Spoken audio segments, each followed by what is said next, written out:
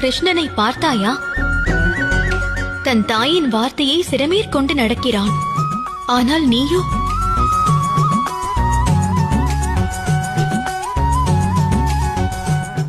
மற்றவர்கள் இவ்வரையை அலங்கோலமாக்கினாலும் சில மணித்துளிகள் எனக்கு கொடுத்தால் இதை நான் ஒழுங்குபடுத்தி விடுவேன்.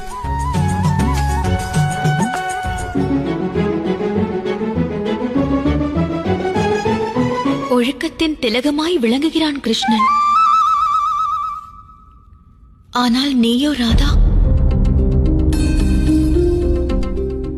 யசோதா அக்காவிற்கு முன்னால் என்னை அவமதித்து விட்டாயே.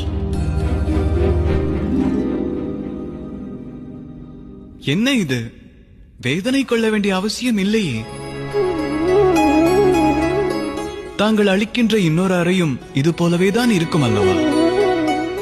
ராதா இவ்வறையில் வசிக்க விரும்பினால் நான் மற்றொரு அறையில் வசித்துக் கொள்கிறேன், பரவாயில்லை.